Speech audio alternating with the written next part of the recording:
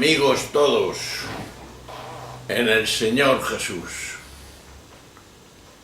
Seguimos el tercer vídeo sobre la no violencia.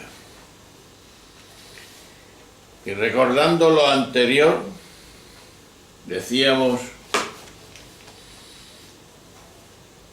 y nos hacíamos una pregunta. ¿Es cierto que las dos únicas salidas son la acción-reacción o el silencio sumiso? Yo elegí y he elegido la vida de Jesús, decíamos. Y después haremos, como siempre, la segunda etapa de estos vídeos sobre la no violencia. Haremos como un resumen, una reflexión profunda grupal para qué hemos sacado de estas reflexiones. La vida de Jesús exige, es verdad, lo decíamos, exige lucidez, exige creatividad, fe y constancia. Es así. Pues bien, sin más preámbulo, empezamos. La primera cualidad que vemos en Jesús de Nazaret, en su persona, respecto a la no violencia, es la convicción de su vida. Para entender un poco, podríamos poner la máxima esta, afirmando: la muerte de Jesús condensa la radicalidad de su vida,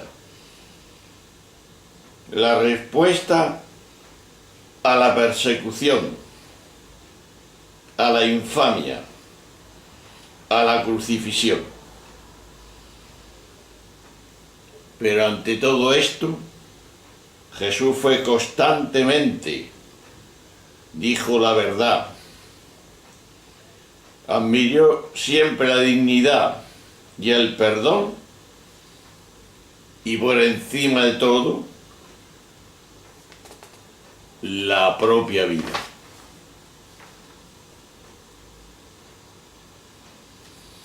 Y es la verdad la que nos lleva a esta dimensión.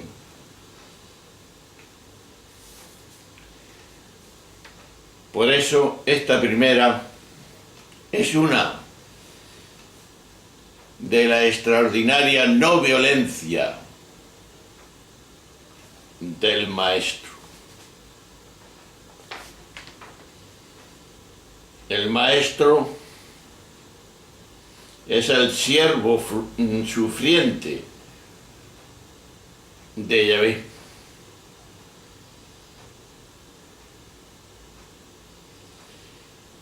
Y una extraordinaria no violencia que se alarga hasta el contundente deseo de recuperar la dignidad de los verdugos a través de la palabra. La actitud de Jesús cuando le pegan aquella bofetada.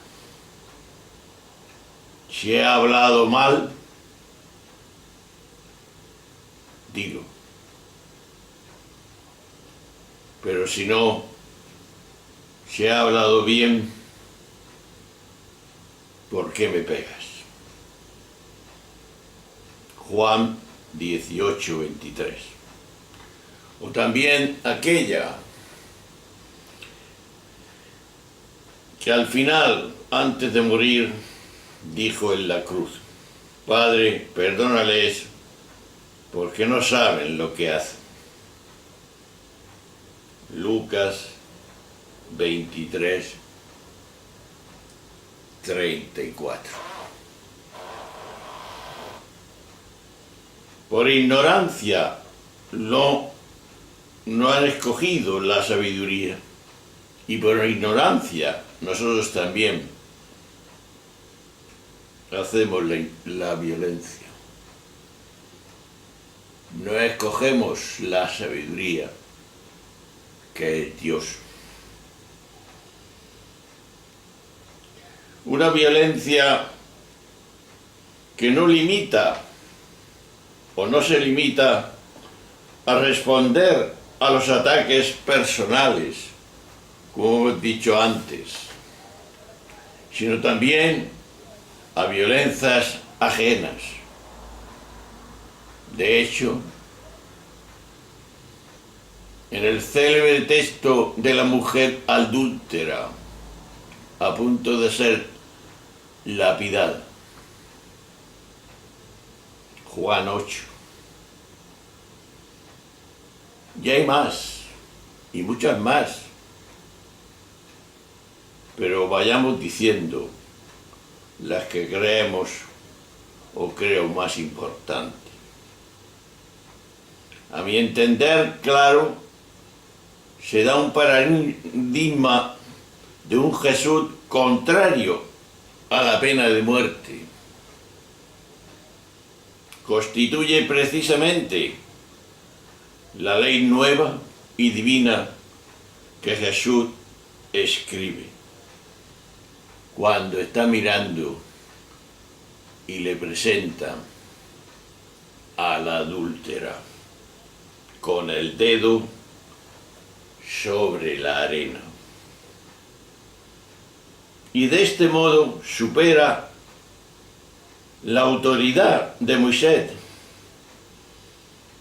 en el versículo 54 y recuerda a Dios que escribe también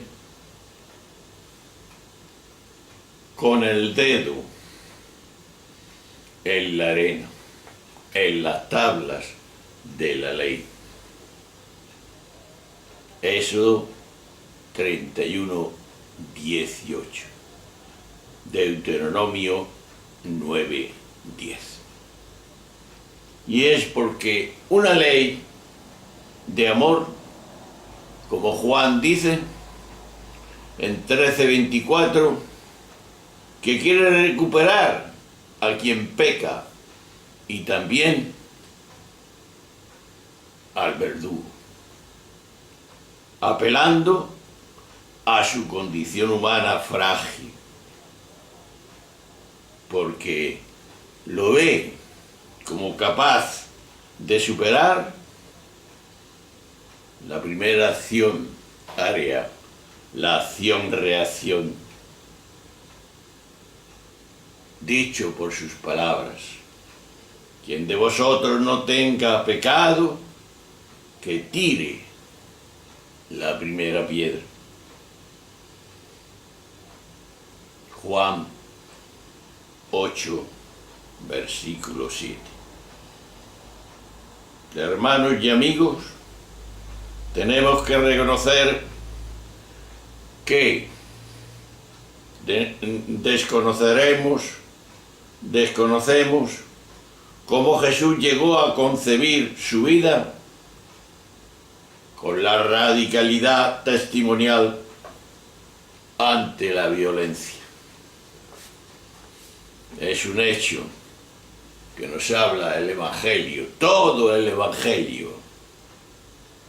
Y si fue exclusivamente fruto de su íntima relación con el Padre Dios, o fue también quizá inspirado por las escrituras judías. Pero respetando estas afirmaciones,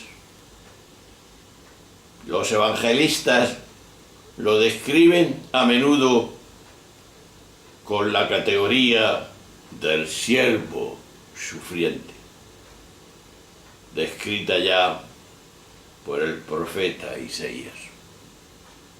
Ahí nos basamos.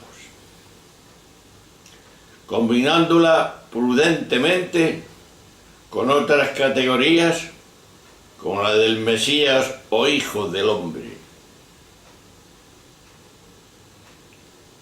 Viendo esas dos situaciones, para reconocer o conocer una probable fuente de inspiración para Jesús,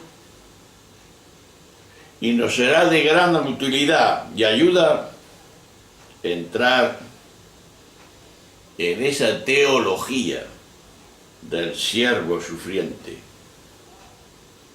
de Yahvé. Una segunda parte será aquella afirmación, el satirransi, el espejo del autosacrificado por los demás.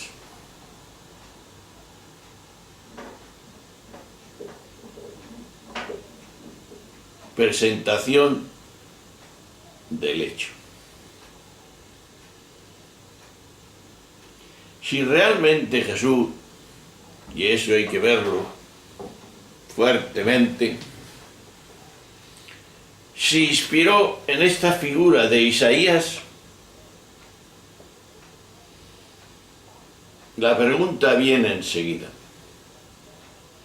¿Qué tradición del siervo de Yahvé recibió en sus manos?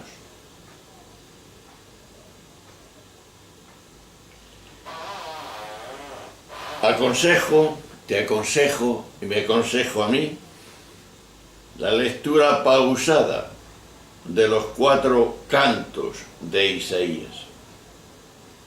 Isaías 42, del versículo del 1 al 9, Isaías 49, del 1 al 6, Isaías 50, del 4 al 8, e Isaías 52, del 13 al 53. En la segunda parte del libro de Isaías, capítulo 40 y 55.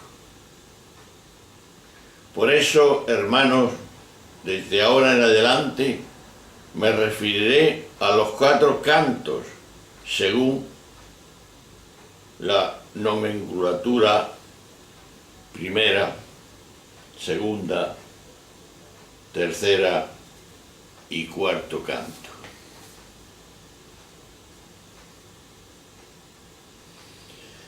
El siervo sufriente en la revelación judía. Veamos. La figura del siervo sufriente se desarrolló en el contexto mesopotámico con posterioridad al año 587 a.C.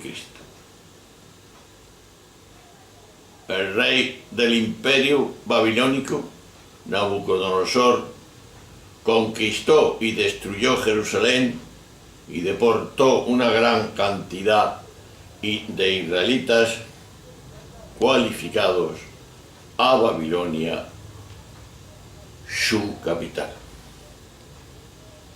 Así, de esta forma, desaparecerían los sacrificios en el templo y la comunidad del exilio se sintió destruida, creyendo que los dioses babilónicos debían de ser más poderosos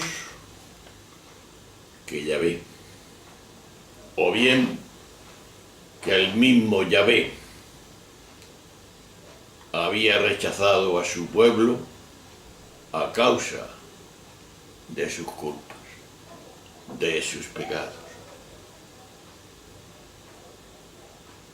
al relato de todos estos cantos, el autor de estos capítulos del libro de Isaías, del 40 al 55, se dirige a un pueblo descorazonado con un mensaje, te lo supones, de consolación.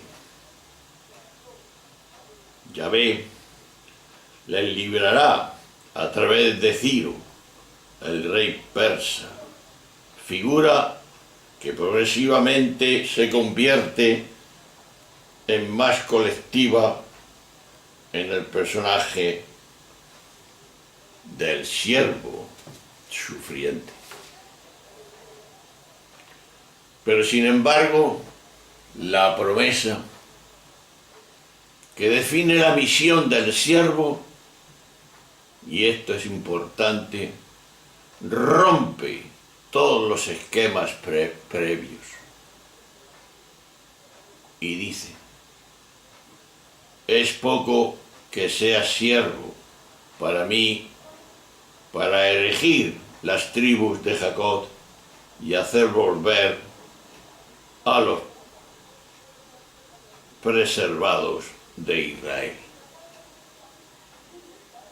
De manera que te entrego para ser luz de los gentiles, para ser mi salvación hasta los confines de la tierra. Dice Isaías 49, versículo 6. Y con otras palabras, para entendernos sería: el siervo no es enviado únicamente a reunir a un pueblo, como históricamente podría parecer después del exilio. No. La situación desesperada del siervo por la opresión extrema recibe una respuesta desconcertante. ¿De quién? De Yahvé. No autorreferenciarse, sino sentirse enviado a una misión mayor, a ser algo más grande, la luz de todas las naciones. Como en toda comunidad humana, en nosotros manda romana y necesita ser inclusivo, no excluyente. De aquí que el relato, a partir de Isaías 50-55, sigue proponiendo a todas las generaciones un camino a recorrer, y es lo que hemos dicho al principio. El espejo modélico del siervo incita a recrear en múltiples situaciones futuras una teología de absoluta autodonación. Hasta el extremo le lleva a la dimensión de una entrega propia de la vida, con el fin de incluir en el pueblo, de que vivan la vida de los que se autoexcluyen por haber optado por la maldad. A esos hay que recobrar, sin arrepentimiento previo, como la parábola del hijo pródigo. Nunca pidió a su hijo que se arrepintiera, sino lo besó, corrió por él, le hizo una fiesta. ¿Por qué todo esto? Porque los redactores del pueblo de Israel habrían entendido después de la experiencia de infierno más traumática de su historia, que eso precisamente era lo que le revelaba a Yahvé en toda esa peripecia. Posiblemente es sencillo imaginar, y así unos siglos más tarde, según esta profecía, a Jesús de Nazaret. Jesús de Nazaret, un joven aprendiz, leyendo con pasión los mismos textos que hemos citado antes, meditando, reflexionando las palabras sobre el siervo, preguntándose cómo el Padre la recrearía también hoy, también allí. O imaginar unos años más tarde a los evangelistas descubriendo una nueva presencia del siervo en Jesús muerto y resucitado. En definitiva, hermanos, creo que era la palabra de Dios, nos invitó a Israel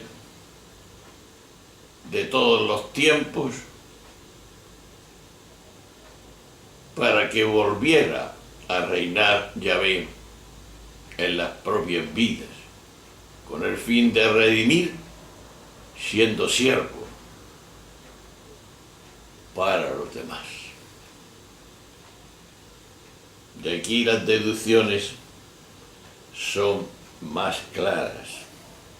Practicar el siervo es el núcleo de los 4 evangelios. ¿Por qué? Porque consiste en dejar reinar a Dios. En el reino de Dios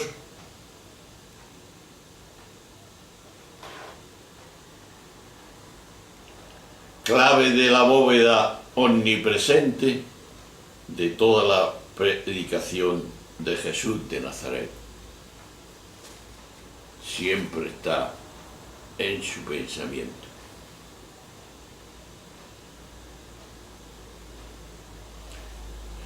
Es un escándalo y barbarie en el silencio. La segunda área. Los cantos tercero y cuarto. Jesús eligió al siervo como respuesta. El siervo fue un habitante del infierno.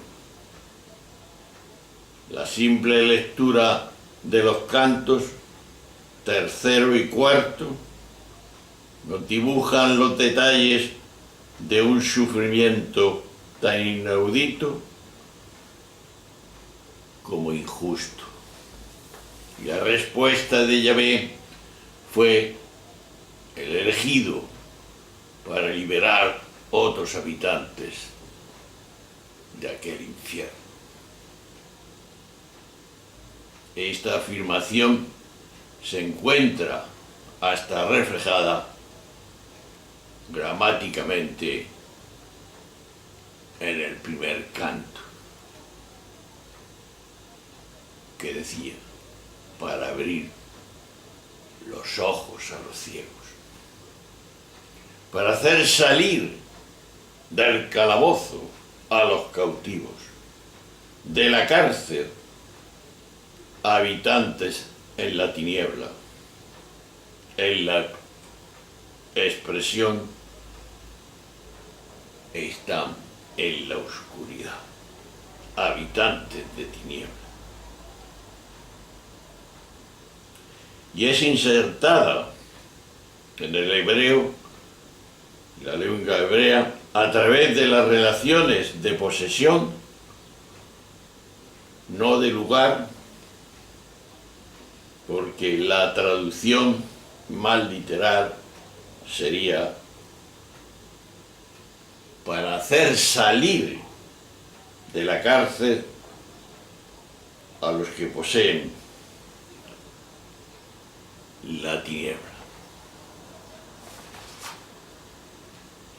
Como residencia permanente, es decir, a los que han heredado el infierno como posesión. En este caso, Jesús de Nazaret debía de ver muchos infiernos a su alrededor, dramas y tragedias familiares, opresiones y dominio de las autoridades romanas. Vería también explotación económica, como también ejemplifica numerosas parábolas. Propietarios adeudados hasta el límite. Mateo 18, 21, 35. Revuelta y el pillaje. En Mateo 21, 33, 46. Su presencia en Israel, sin embargo, en lugar de ser la de un Mesías político y liberador, era entre sus discípulos como quien coloca a Dios en el centro de toda la decisión. Es decir, su reino es siempre la prioridad. De aquí viene la gran pregunta. ¿Cómo vivir